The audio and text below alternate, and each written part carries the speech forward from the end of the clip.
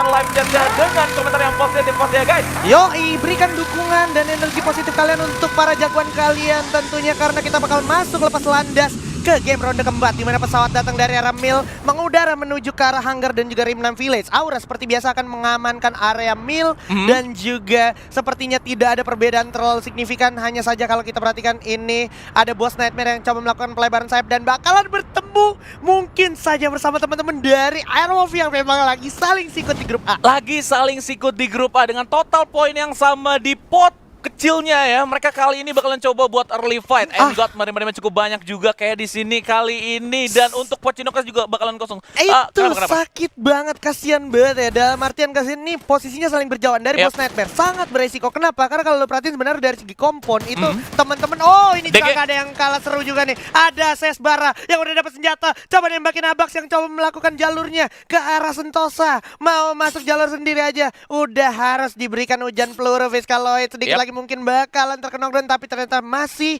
bersama Dewi Fortuna Abax ya. Yes, masih bersama Dewi Fortuna dengan total 30% HP yang tersisa. Dan mereka bisa melakukan looting di Sentosa dengan aman. Blue Zone lagi. Blue Zone ya, setelah tadi kalau kita lihat di area Katulistiwa diamankan oleh EVOS ya kan di ronde pertama, tapi kali ini Bermuda kedua kita diamankan oleh teman-teman dari DG Esport. Dan perlu diingat juga DG Esport tadi bermain cukup konsisten juga di game ronde pertama. Dia berhasil masuk ke kedua ya, dapat hashtag 2 juga tadi setelah perang lawan EVOS juga. Dan sekarang ada Abax yang sudah menjadi player of the match setelah tadi di ronde ketiga dengan total perolehan 7 poin kill. 7 poin kill dari seorang Abax ya, gokil banget. Dan untuk tim DG memang dari segi placement point yang mereka amankan dari total 3 map hari ini yang pertama itu udah proper banget kalau menurut gua. Nah, tinggal kita lihat aja nih dari Boss dan juga Airwolf bagaimana kelanjutan kontes di arah picknya guys. Pembagian posisinya kalau lu lihat, udah ada clue aktif, bagus banget dari teman-teman Boss Nightmare. Dia cukup objektif, berarti dia nggak pengen ada satu misinformasi yang terjadi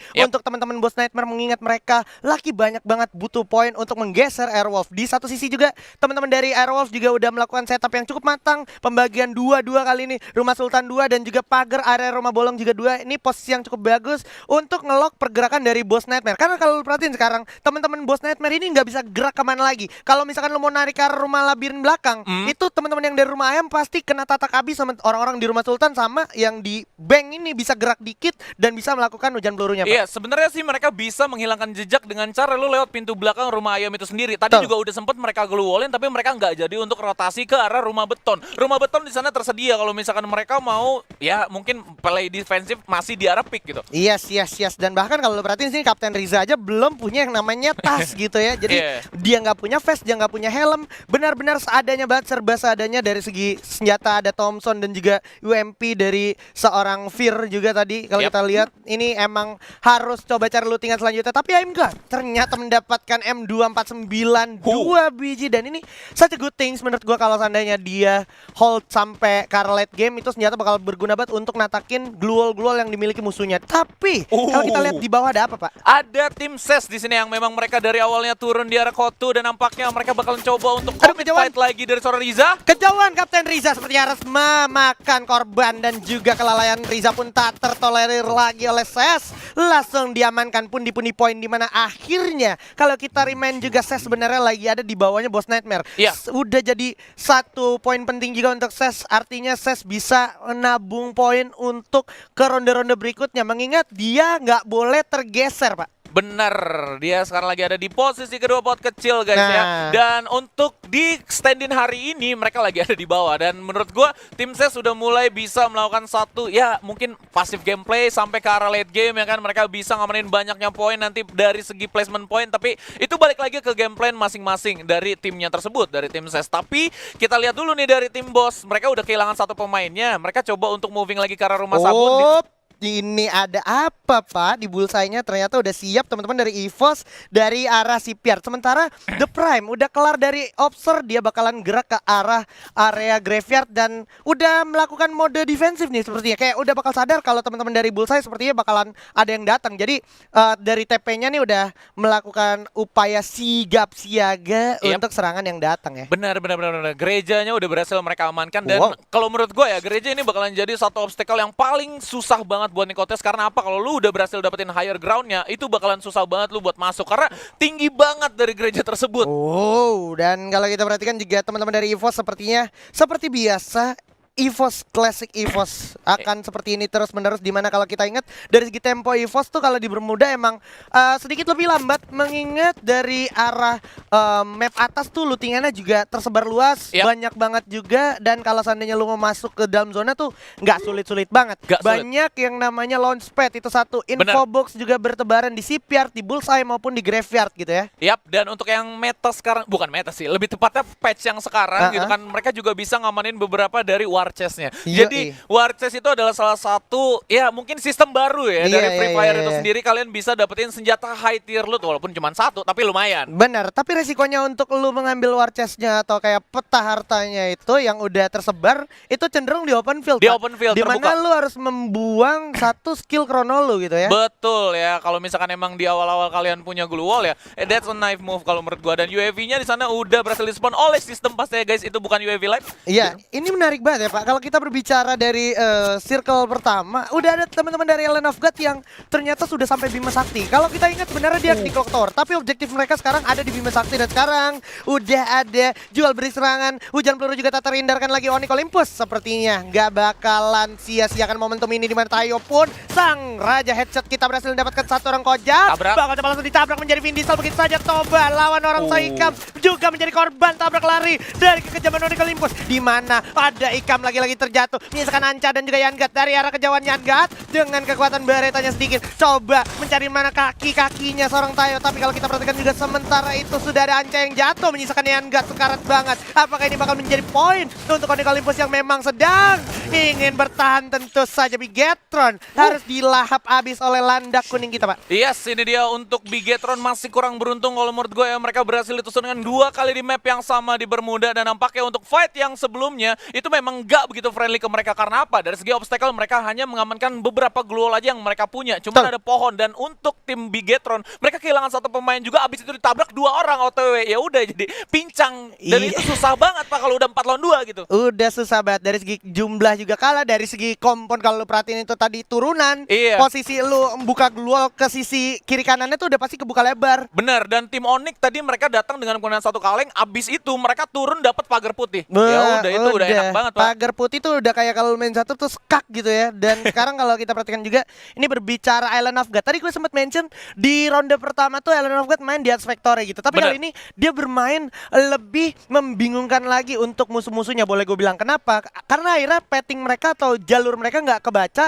dan bisa membingungkan tim-tim yang lagi bersaing juga sama mereka di pot yang sama gitu ya. Same thing pada saat di Purgatory ya. Purgatory tuh mereka biasanya tuh lumayan lama holding di area rumah 13, tapi tadi mengagetkan sekali mereka coba untuk rotasi ke arah field atas, dan mereka coba untuk tahan dulu di rumah batu, dan di sana ada tim DG. Iya, itu dia. Kita bakalan lihat teman-teman dari Land of God lagi jajan dulu di vending machine karena mungkin udah kekumpul koin-koinnya. Inilah yang bikin mereka menjadi cukup kuat juga, tim-tim yang mencoba beradaptasi di patch baru kali ini. Dan juga kita berbicara circle, mungkin sedikit prediksi gue, nah udah ada Bapak Danger juga yang udah memberikan decision making, bakalan lebih cenderung ke arah Clock Tower dan juga Bima Sakti sepertinya ya. Betul. Sebuah tanda-tanda alam aja itu sih Pak ya. Tanda-tanda alam dan juga penumpukan ya. Karena memang di sana ada sekitaran 5 tim yang ada di tengah circle itu sendiri. Kita bakalan langsung cek ya datanya guys. Kita tunggu nih ya. Dan untuk yang di bendungan ada Aura, dan nampaknya kalau misalkan EVOS mau rotasi lebih cepat, mereka harus ngelewatin Aura dulu, dan itu bakalan jadi satu kabar baik pasti ya buat tim Boom, karena mereka mendengar banyaknya tembakan yang dilontarkan dari tim Aura, dan mereka akhirnya bisa ya mungkin third party, join the fight, dapetin poin-poin kill seperti apa yang tadi dia lakukan pada saat ketemu sama Aero. Benar, dan yang dia harus lakukan oleh teman-teman dari Boom Esport maupun siapapun yang ada di situ kayak Land of God dan juga Boss Nightmare adalah tetap sabar untuk menahan tembakan. Karena apa? Kalau seandainya lu benar-benar terpancing, lu bakalan menjadi samsak Pak, boleh gue bilang. Dan Circle berpihak ternyata kepada teman-teman yang ada di Bima Sakti, dan juga EVOS sepertinya merasakan circle pinggir yang jadi satu keuntungan tersendiri menurut gue. Jadi titik keuntungan ya, mereka kalau misalkan mau masuk ke arah late game itu bisa-bisa aja. Karena memang untuk gameplay Bermuda yang sebelumnya, mereka menggunakan rotasi yang seperti itu. Mereka late game masuk coba buat porak-porandakan beberapa tim yang masih survive memang. Karena memang pada saat di Bermuda yang pertama tadi, mereka tuh masuk dengan total 0 poin kill di circle yang keempat. Oke, jadi ini jadi bisa dibilang effortless untuk EVOS Esports, tapi tetap dalam artian untuk bertahan di dalam circle itu perlu timing yang pas juga gitu ya Pak. TikTok sedikit udah kayak main karambol, boleh. Dan kalau kita perhatikan juga SES sudah mulai datang juga ke area Bima Sakti. Bima Saktinya rame banget. Yang gua khawatirkan sekarang adalah kalau seandainya circle ternyata berpihak kepada Bima Sakti, 11 tim masih tersisa Bapak. Iya, ini dia Boom Alnova yang habis pakai bajunya black kemarin di Instastory. benar. Yeah, dan mereka berhasil dapetin satu higher ground dari tower itu sendiri. Dan kalau misalkan mereka mau bermain pasif, ya bebas-bebas aja itu balik lagi ke gameplaynya mereka dari tim Boom Esports. Tapi dengan total 2 pemain yang ada di dalam satu tower, itu bakalan susah banget lu buat dijemput dan mudah sekali pastinya buat di rush. Yes, dengan catatan lu punya timing chrono tuh harus pas banget ya. Harus pas. Lu harus bisa predik siapa yang bakal lagi nge-carry dengan lontar, tapi Onyx bakal cepat datang dengan satu vehicle-nya. Mungkin dia belum tahu berapa banyak yang ada di area Bima Sakti. Coba masuk dulu ke rumah ke Putih. Aduh, ada Tayo berhasil dapetin satu, maybe coba langsung tembak kayak gerus sedikit, Kron diaktifkan, loncat. Jars berhasil dapetin satu dengan Mage 7-nya. Udah ada ledakan ternyata dari arah belakang, tapi respon dari seorang Jars cukup cepat juga. Udah langsung tembakin aja. Dan kawan-kawan dari Island of God menjadi satu keuntungan tersendiri, mendapatkan momentumnya. Tapi bisakah mereka? Bisa, ternyata sudah ada Kapten Wiza yang harus jatuh juga. Sengaja Rodelang, ada Nova juga, tapi para pemain dari Boom juga mendapatkan hujan peluru dari arah lain. Tentunya bakal menjadi satu kesulitan tersendiri untuk siapapun yang lengah dan cenderung ada di luar rumah. Yes, dan itu dia untuk Onyx berhasil dapetin 2 pemain dari tim Boom itu sendiri ya. Karena memang Boom disini dengan total struktur tim 2 yang dibagi 2 di tower dan juga 2 yang di area rumah hijau ya. Ya udah, kalau salah satu struktur tersebut di rush, bakalan susah lagi buat dua orang selanjutnya buat ngejemput. Susah pasti di sana ya. Dan balik lagi untuk Boom, mereka coba untuk bermain lebih santuy dulu kali ini guys. Beda banget sama tim Onyx, mereka bermain sangat galak sekali dengan menggunakan rotasi kalengnya. Iya.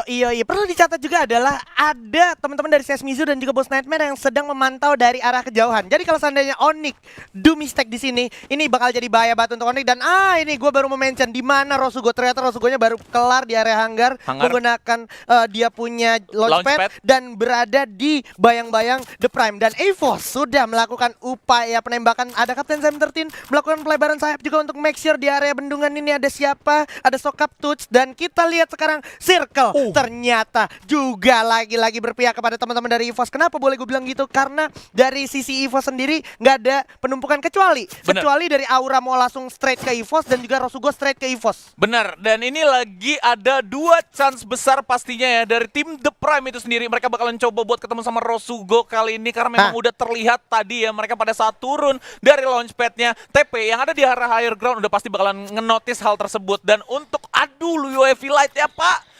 Itu dia UAV Light di map Bermuda kita ya, agak merepotkan ya Bun ya. Dan sekarang kalau kita perhatikan tadi pergerakan dari teman-teman Rosugo agak sedikit tertahan karena ada yang lagi mantau di area jembatan, yaitu teman-teman The Prime Pak ya. Yes, betul. Dan DG ada di bagian kanan dari minimap itu sendiri. Bos nampaknya di sini bakalan langsung commit aja fight melawan tim Aerowolf kali ini kayaknya. Yang poinnya lagi sama di grup kecil. Black udah menerima banyak banget damage di sana tapi masih berhasil selamat. Menarik mundur dulu I'm God, terlalu beresiko. Langsung coba mengamankan posisi di mana kalau kita perhatikan 12 detik lagi Circle bakal berjalan. Apakah mereka bakal dapetin momentum untuk masuk zona? Karena kalau gue lihat Aerowolf sudah mendapatkan zonanya. Faiz ternyata harus mendapatkan hujan peluru dari teman-teman Onyx Olympus, tapi bakal diamankan oleh Alnova dari Boom Esports. Yes, betul. Itu dia UAV Light-nya akhirnya di sini bakalan langsung dihancurkan dengan cepat pastinya. Beberapa peluru panas mengarah ke arah UAV Light itu sendiri. Dan untuk tim DG lumayan jauh gapnya. 2 player udah berhasil diamankan masuk ke dalam circle dan satunya lagi masih ketinggalan di sana. Faiz tadi berhasil ke pick off karena memang gunfight yang dimiliki sama tim Onyx. Begitu juga tim Boss sangat besar kali. Mereka masih ada 3 pemain, natakin buat 1 pemain itu mudah banget pasti aja. Iya, langsung coba tembak aja Kapten Sam 13, Kapten Dunia Akhirat kita berhasil mendapatkan 1 Kapten Deadly. Ternyata nggak bisa ditolong lagi Deadly-nya. Dan sekarang EVOS juga coba make sure ternyata teman-teman Aura bakalan coba backstep rotasi dari teman-teman EVOS Esports dan juga The Prime mengalami hal serupa. Ada Rosugo Adam tapi udah jatuh oleh Dixam. 13 berhasil dapetin Guts. Bakal cuma diajar aja. Von udah jatuh oleh Heyu juga dengan baretanya. Lempar dulu frag grenade, bakal ada ledakan-ledakan manja. Reo berhasil dapetin satu Rehan. Ameko dicekap kanan. Rasa sedikit dengan double vector milik seorang Abu. Dar suara senapannya kerasa banget, langsung masuk ke jantung dan juga ke mental. Langsung jatuh begitu ya para pemain dari Aura. Menyisakan satu orang lagi. Sulit banget untuk bertahan karena circle sudah semakin jahat, semakin kejam. Dan EVOS sepertinya bakalan let go karena dia sadar di depan ada yang lagi numpuk. Tapi masih Father bisa melakukan perlawanan dan ada Jars dengan pelontarnya seperti biasa. Tapi Aura juga harus di posisi ke-9.